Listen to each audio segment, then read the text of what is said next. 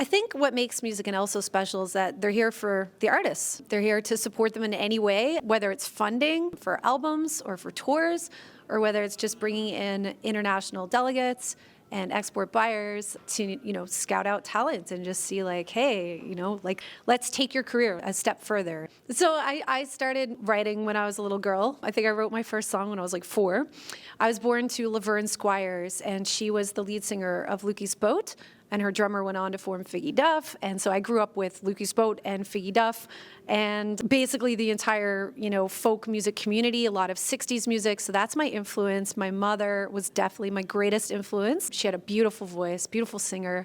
So it started there when I was very young. And then I just realized like a couple years ago that I wanted to pursue this full time. So I quit my day job, and this is what I'm doing now full time. So MusicNL is a great help. Any challenges or barriers I've had, I've just pushed through. You have to. And honestly, the moment you make music your bread and butter, the moment it becomes your livelihood, you have no choice but to break through and push through barriers.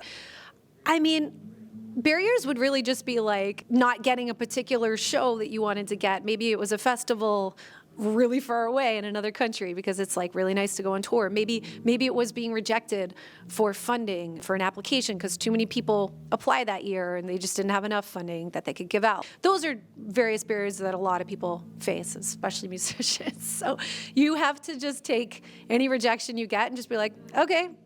And you just learn from it, and then you just keep trying better next time. Giving up your livelihood, your day job, to do music full-time as your livelihood? Yeah, it's a big risk. It is, yeah. But it's a risk worth taking, and I'm so glad I've taken it. Do it because you love it, in spite of and because of whoever and whatever. It doesn't matter, if you've had barriers or if you've had something holding you back, if you've been rejected for funding or if you didn't get into that festival that you wanted to get into, just whatever, keep doing it. If you love it, continue, because what else are you going to do? You want to do what you love. So if you love it, keep doing it and keep trying and try different approaches. If one thing doesn't work, try something else. Just trial and error, trial and error. Thank you. Thank you for having me.